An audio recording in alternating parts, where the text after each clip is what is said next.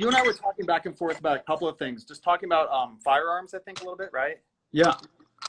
I have been calling gun stores just because I'm very curious about it, just in the LA area. And I've had long conversations with a bunch of gun store owners, and they're really just like almost like shocked at what's going on. Because I talked to one just like 10 minutes ago, and he's like, I haven't seen a semi-automatic 9mm come through here in months. He's like, as soon as they came in, they're gone. And I was like, are they first-time buyers? He's like, yeah, almost exclusively first-time buyers, people who told him, no, I've been against guns, but with everything going on, I'm scared, and I'm going to get a gun.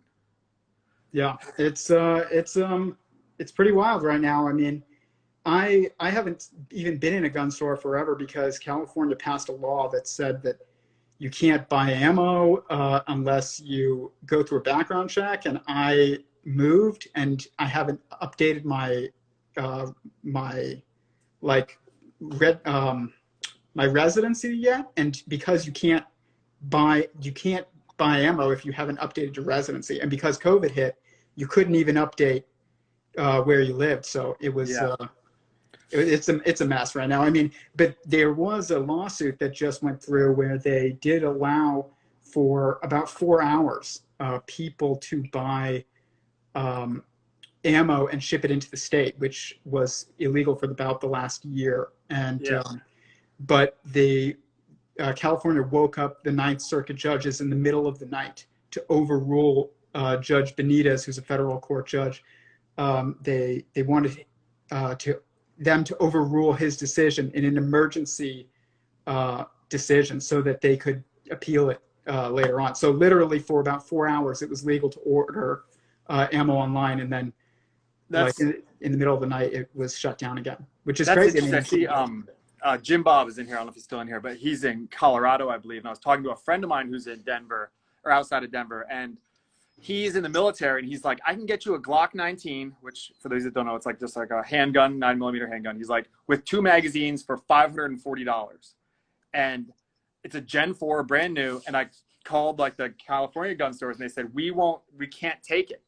Yep. But if you want to buy one here, because of just, I guess, the shortage and stuff, there's something like $1,100 or $1,200. Yep. Because so what happened was this crazy thing where it was actually signed into law by Arnold Schwarzenegger, I think. And we have this roster here in California where every handgun has to be on this roster. And there is a requirement of this roster that was passed by Arnold Schwarzenegger, which is so ironic because he's like the action hero of the decade, but of the last decade at least. And then he bans guns by accident in California, all new handguns, because there is the requirement that it has to be microstamping, which means that on the firing pin there is the serial number of the gun, and it hits the primer of the bullet, and each casing that's left at the scene has the serial number of the gun. But you can swap out a firing pin for like $5 in 2 seconds, and you can file it down. And there isn't a single gun in the world that has this technology enacted, and the technology proved to be unsuccessful, but California passed the law. So no new handguns can be added to the roster because they have a requirement that no guns meet in the world. Well, isn't that the issue? Is the people who are making these laws in California, they know nothing about guns. Like it just wouldn't make sense for me to like regulate the rules of cricket, but because I don't know anything about it. But that's exactly what's happening. It's really shocking, and like I'm looking at what you have to do to jump through the hoops you have to jump through to get a firearm.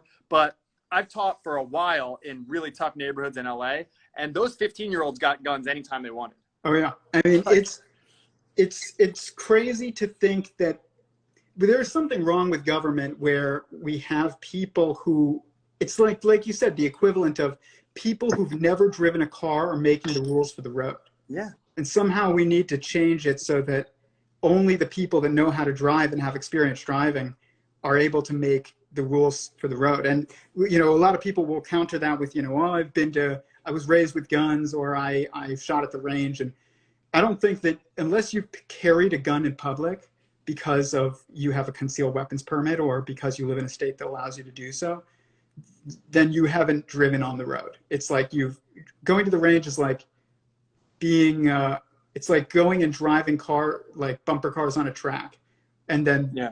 driving the road would be like carrying in public. So, Yeah, I think a lot of people, I mean, I don't know where this whole like the culture wars is headed. I mean, I probably am more pessimistic and more alarmist than average just because the people I listen to and look up to a lot are concerned. So when John McWhorter is concerned and Brett Weinstein and people like that are really concerned, then I'm like, uh-oh, well, maybe I should be. And I hope not. But if it does get gnarly before it ever gets better, like, I don't know, all those people in New York and like the west side of LA and stuff like that, that don't have, you know, guns or access to guns or anything like that, things get really scary. Like it just goes, it can happen so quickly. And I think that's what these like kind of gun nuts are always like, hey, who knows? I don't know. I'd rather have it, not need it. And we forget how fragile society is, I guess. Especially in the cities. I think a lot of people are learning that this year, which is why guns are sold out. Yeah. Yeah. I mean, it's this year really taught us how quickly things can fall apart. And I mean, I follow, you know, those guys that you mentioned pretty closely as well. And, you know, I don't know how much this, our problems in society right now are caused by politics. So I don't know how much they can be solved by politics. I think like we have to start more base level, again, which is why I wanted to talk to you at some point about education is like how do we change the culture from the ground up to allow for political change, to be sensible again. Otherwise, I mean, even if, regardless, I think this is necessary, whether the United States splits into a bunch of little, you know, colonies again or not. Yeah, I mean, schools are just, I mean, like I said, I've taught regular public school, public charter, private, big, you know, I've taught in Philadelphia, all through LA. Like I can see like the patterns of what's wrong. It's deeply troubled. And I don't know if you saw James Lindsay on Joe Rogan, but he was saying, when Joe was like, how did this happen? How did the biggest corporations in the world and the people on the street and all in between buy into this kind of crazy, divisive, scary ideology? And he's like, it started in the colleges of education, you know, the College of Education. And I say this over and over and over again. It's not to put him down, but I've had conversations on my podcast with the 2017 and 2018 National Teachers of the Year, 2019 National and they won't talk to me anymore because I gave some pushback. Yeah. And then the 2019 Teacher of the Year blocked me just by asking him questions. And 2020 was talking to me. And then as soon as like her kind of wranglers got a hold of it, then she stopped talking to me too. And it's like, I'm not doing anything. I mean, you see my account. I'm not doing anything that crazy, but for whatever reason, you're not particularly controversial. I mean, I don't think so. You wouldn't, but I mean, I guess it's not up to us to decide. Yeah, in education it is, and that's just, it is the go-to is that teaching is a political act. That's like the go-to is like teaching is political, and you should be raising activists, and that's just so shocking to me. Like I just don't understand. Like, don't you see that could swing the other way? Yeah. It's crazy to me because I have a lot of you know, becoming more and more former friends who are teachers as well, because you know, that's just the community that I grew up in, and my mother was a teacher, and like I'm just surrounded by teachers, and the ones that, you know, get it, understand that there's so many problems, and they're willing to talk about it, but they all lose their jobs eventually or they quit, and the ones who don't all stop talking to me because I have an issue with the school system. And I tend to think that a lot of, you know, I tend to be pretty critical of the unions, and how I think essentially they hide behind what they claim is the well-being of the kids, but it's really, you know, just job security. And that's fine. You know, you should advocate for your job, but just call it what it is, you know. I just be honest. And I believe you should advocate for your job, but I also believe that you should be honest about how you do it. And but I see the school system. One of the things that COVID showed me is that, like, I think that homeschooling is going to make a big comeback, and I think that essentially when I backed up and looked at the school system more,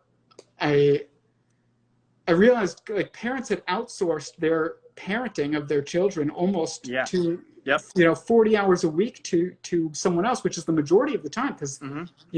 you're not parenting when you're sleeping, and Right. at least not from the child's perspective, and you're not parenting on the weekends usually because they're with their friends. So during the week, all your parenting has been outsourced, and it's like they're being trained to be activists. Well, yeah, and Samantha Hedges, who runs the Heterodox Academy education group with me, she has this whole thing where her idea is like, because school is compulsory, then it's almost like you don't have to worry about what happens to your garbage because everyone has garbage collection. Like you don't have to worry about, like, it takes that burden off of you. And so like when it comes to educating, your kid doesn't know how to read, it's the school's fault. The kid does, like you're just you like so much in our modern world now, we've given up that responsibility for how to get our food or how to get products or whatever it is. And it's like, who's raising our kid too? I think you're spot on. I think it's like we're gonna give this off to someone else, and then it's like I don't have to worry about it. And so we don't work it into our budgets. So I get that people are struggle for with income, especially now, but I also think that there's a lot of people who don't earn very much money at all that have, Netflix accounts and waste money too. So like, when school isn't something that you have to prioritize in your budget, then it's like anything else that you don't pay for, you don't work for, anything that's kind of handed to you, you might not appreciate as much as something that you've worked for. Yeah. It's such a multifaceted problem. And,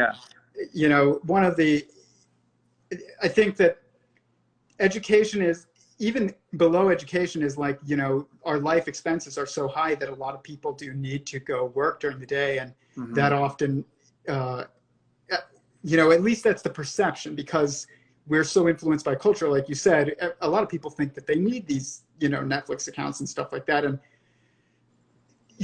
not all of that is necessary, but there are things that you just end up not being able to see outside your bubble. So it's hard to form a completely alternative form of lifestyle while you're simultaneously surrounded by a united culture.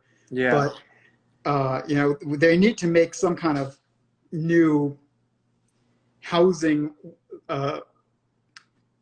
structure where zoning laws and things like that are changed so that you can kind of build a house as you go, and you don't have to worry about if you lose your job or if you don't work, then you don't lose your house or you don't lose your apartment and things like that. I think that kind of traps everybody into this 9 to 5, going to school, sending your kids to be raised by somebody else, working all day type of just prison in a weird way. But I think COVID's kind of going to break that mold, and it's going to unfortunately also leave a lot of people unemployed. A lot of teachers that I know are pretty concerned about losing their jobs, but it's like, how are you going to send kids back to school during this? I don't know if that's a pretty divisive topic as well, but I wouldn't want to send my kids to the schools, COVID or no COVID at this point.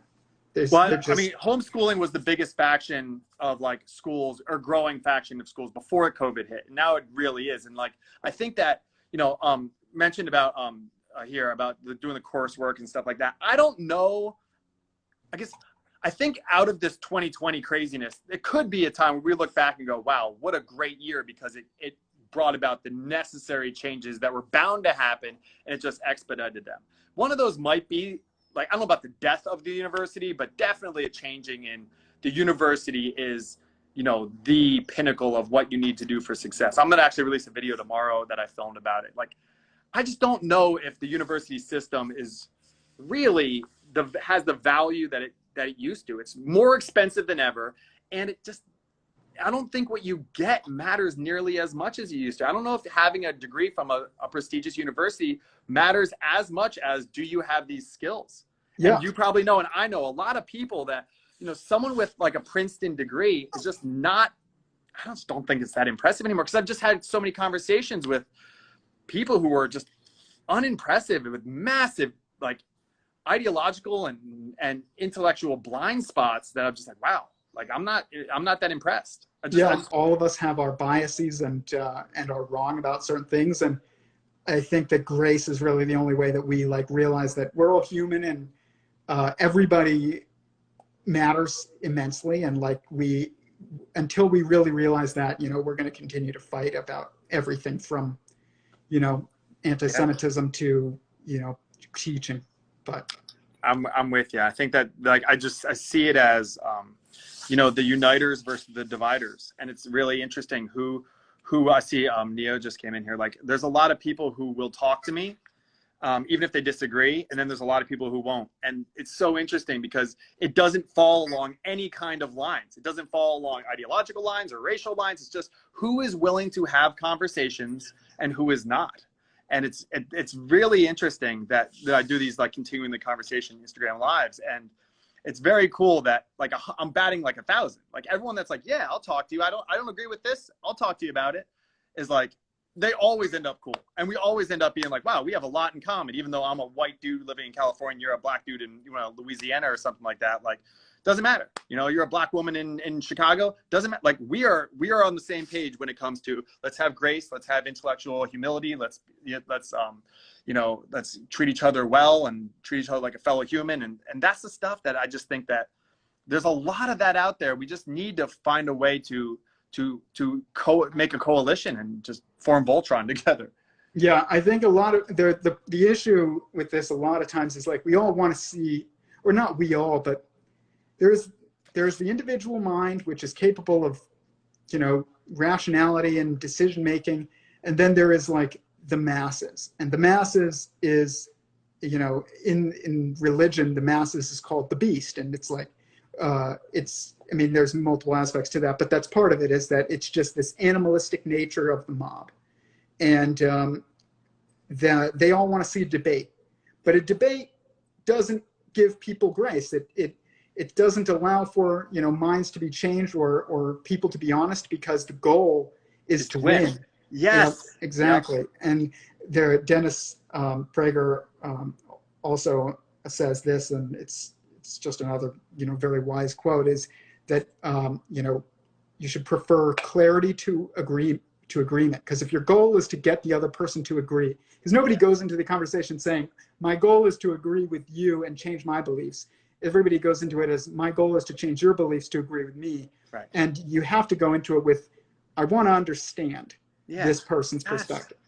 That's so interesting, Tyler, because like when someone is thinking something, I'm going after a lot of like the critical race theory, people, and it really is like I've read a lot of the books, and I've talked and I've seen like interviews or TED Talks and stuff, but like, I want to know really like why you believe this. And it is a genuine curiosity thing. And, I think that there was so much when people see a red MAGA hat of that person sucks, as opposed to like, bring me in to help me understand why you, a person that I know, I like a lot, would support Donald Trump. Just help me understand that. Like, that is interesting to me, but it doesn't seem to be interesting to a lot of people. And that's why I go into all the evolutionary biology of tribal nature, and then the Jonathan Haidt, moral taste buds and all that kind of stuff. Cause I'm just trying to figure it out. I've never heard that phrase, but that's a very, I know Eric Weinstein talks about like taste in politics, and I've always used the phrase that it's our demeanor that matters more so than like, which is like taste. It's like, are you like one of those like fighting, more, I guess you just like a Ben Shapiro, you can like even say, like, what was that? Like a Ben Shapiro like destroys or anything like that. So some people love that, but then Ben Shapiro has some really great points, but people who should hear those points don't listen. They're just turned off. Yeah. My same issue I have with Candace Owens is like, it's not that, I have a lot of issues with her, but like one of them is not that she's wrong. She's actually right about a lot of things. It's her delivery method just fits into that quote of, no one cares how much you know until they know how much you care. And she doesn't seem like she cares about people, truly. See, and it's so funny because, Candace is somebody also that I know, and like Candace, to me, I ran into this issue with my friend yesterday, and he is, pretty much will only vote for Democrats, but also very individually like honest person, and I tend to try and be that way at least, but it will pretty much only vote for Republicans, and not because I'm trying to be tribal, but because my one, main issue is the Second Amendment. I think it is, when everything falls apart, I want to be able to protect my family. And and I do think it's all going to fall apart, at least temporarily, throughout time. So it's like, to me, that's why that's the most important issue. But, and that tends to be a partisan issue. It's not that I am so partisan, but the thing is that the guy who I was arguing with accused me of not caring and sounding like a sociopath when I was basically saying that I thought that public schools need to change and not reopen, but also not continue to get funding if they're not going to be open. And he was upset about that because I don't understand why you would fund an institution that's not being used. But he said I sounded like a sociopath, and I was from my perspective, I'm advocating for families, and I think that it's sociopathic to advocate for something, or it looks sociopathic to advocate for, teachers unions talking points over families. But this is one of those things about taste, because I listen to Candace, and I've had a lot of, conversations with Candace personally, and I do know that she does deeply care about the well-being of the Black community, and she definitely wants them to be successful. And what she says is what she thinks is the message that they need to hear in order to achieve all the success that she has personally achieved in her life. But the problem is like what you said, moral taste buds keep us from really realizing that most of us, at least, have good intentions on all sides. Yeah. So, but it is tough, because I tend to be like kind of Candace. I'm very, there's that like love language spectrum that people talk about, and like for me, like practical like problem solving is like how I express that kind of like emotions. Acts of service. Is that what? Exactly, acts of service. And so my friend criticized me as being the type of person that when their friend says that they were super bummed out that they didn't get the job they wanted, I'd be the type that would send them LinkedIn, like new jobs to apply to. And I totally would, but it's not because I don't care. It's because I do. And no, I'm the same way. And I was talking to someone, it might've been like my pastor or something like that was saying something along the lines of like, you have to hug them first. If you want to get through to them, you have to hug them. You have to sit down with them, hold their hand, say, I'm so sorry. That must be such a disappointment for you. Pause. Here, check out LinkedIn. And I think probably you and I go to the point of like, let's just solve this problem. You're struggling. I want to end this hurt for you as soon as possible. So let's problem solve. Yeah. Yeah, exactly. And I see that very much in a lot of people on the right who tend to lean right, tend to have that kind of demeanor of like, okay, this is the problem. This is how I think, this is what I think the problem is. Like, let's solve it. And unfortunately, that means that you're doing this wrong and you got to change. And whereas the left is, the type that's trying to hug constantly, but doesn't seem to move beyond that to solving the problem. Whereas why the right we need is not both of hugging, them. but it's trying to solve the problem. Yeah, we need both of them. And that's what we're trying to do. So yeah, thanks for jumping on, man. We'll hopefully do this again and keep in touch. Yeah, this was great. So whenever you want, we can definitely jump on this. Cool. All right, man. All right. Thank you. And thank you guys for tuning in. Yeah, take care.